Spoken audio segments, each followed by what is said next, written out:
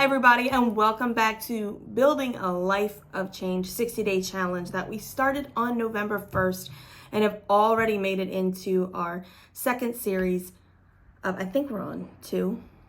No, we're on 3. Series 1 was the gear up. So we're on the series 3 of the 60-day challenge.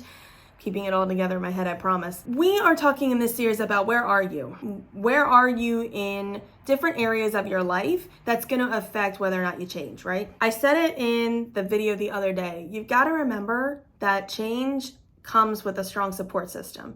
But change also has to come when you're evaluating those things in your life. We talked about who you are as a person, your personality, and where in those areas could you change, okay? I've told you, for me, I know exactly where I can change. I know where I've got some issues. I'm very blunt. I'm competitive. Okay, that's another thing people don't know about me. I am very competitive. I'm a competitive person. So we've talked about those pieces. You've kind of taken hopefully a good, honest, deep dive into yourself. And now we're going to be talking about where are you? All right, where am I as a person in different parts of my life? I'm hoping you're working in this sheet. I'm looking at it just so I can walk you through it.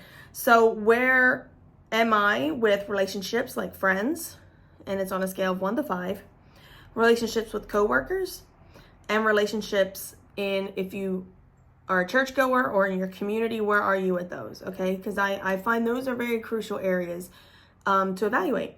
So I'll just tell you the honest thing for me. So where am I with my friends' relationships? I have said needs improvement. I could use some work. It is not because I am mean to my friends. It's part of my goals for this year was to really connect and establish more friendships, which I have done, but I still want to keep on that train of keeping that in front of me to build positive, strong connections with friends. Relationship with coworkers, I said so. Again, there's a lot of things that I need to work on and improve on, but it's not like a crucial area for me. It's again, a personality that I have to work on me first. But the relationships I have thus far are pretty good. Personally, do not believe that I have it all together, even in my relationships, so I more than likely never rate any of these great. That's just a personal preference of mine. I never feel I've obtained. My relationship with my church and my church family, I feel is good, and it could always use some work. I feel like you could always be a work in progress, right? So that's where I'm at in my sheet. I hope you are doing and ranking things honestly.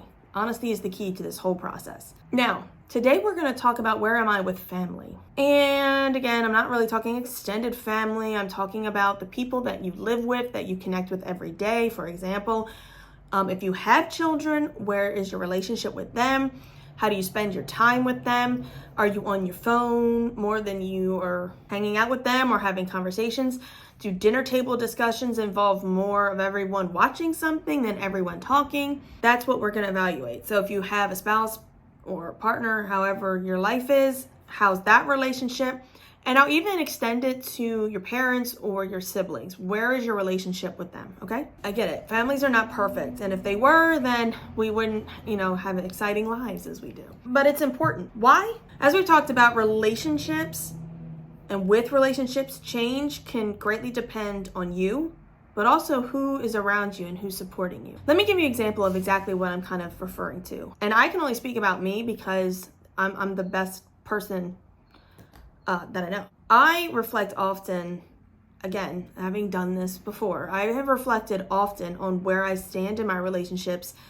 And I recognize, because of my personality, I can be difficult. I can be stressed out with dealing with high anxiety and depression.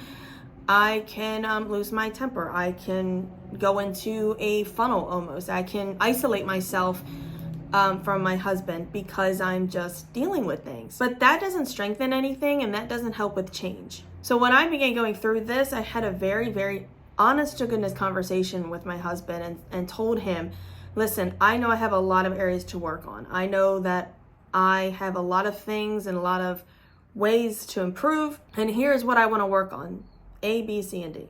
It was more than that, but you get the idea. And what happened is, and it didn't surprise me because this is the type of person he is, but he was very supportive. And when I've had those bad days where I've not been consistent, I can promise you he is the first one to call me out on it. He knows my one intended purpose all year long has been to lose weight. And I have just been so up and down with that consistency until recently that he has nicely called me out. He doesn't do it disrespectfully. And I don't take it that way because his whole thing is, you told me this is what you wanted to do and I'm trying to support you in that. But as long as I'm not moving towards that change, he's gonna let me know. That's why I'm saying, where are you with your family? Do you have that support in the background? And if you don't, those are conversations you should be having. Home should be the most peaceful place you have. That's just a personal opinion. Home should be your place of peace. And if it's not, you gotta get some change going on. You gotta figure out where is the difficulty. I'm not saying it's going to be sweet heaven every day. I'm not saying it's going to be perfect all the time. What I'm saying is, even despite an argument or a misunderstanding or whatever the case may be, it should still be a place that when you head there, you're happy to go there. If it's not, then you need to evaluate where you are with your family. And is it you? Are you the one who needs to change? Do you have some things you have to work on? Is there strain between you and your spouse? Why? Is there unforgiveness? Did somebody do something that you just can't let go of? Let me say this. The one pet peeve of mine, and I personally try not to do this, and I don't think I have, I do not bring up old things that my husband and I have disagreed on in the past. I'm not a relationship expert. Let me just share that with you first. I am not a relationship expert, but just an experience.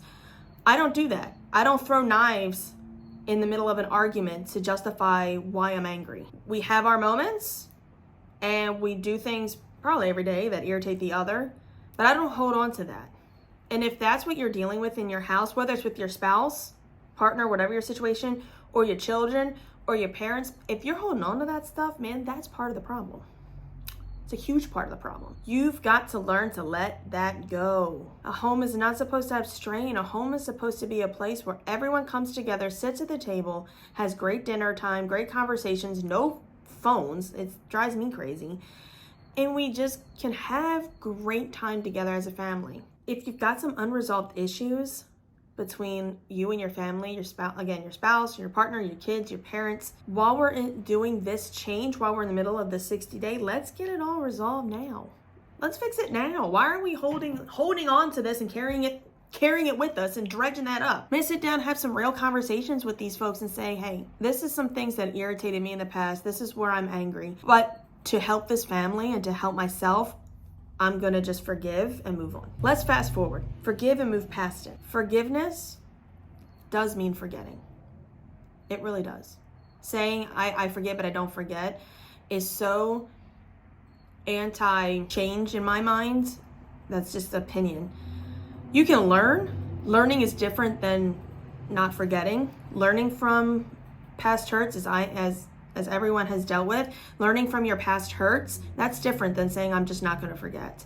You've got to forgive and you've got to move on. All right. So again, go back to your sheet and let's be honest, and I'll just do it right now with you real fast. So where am I with my family, my spouse or my partner? I feel that I'm in a good place. Again, I don't evaluate myself as great.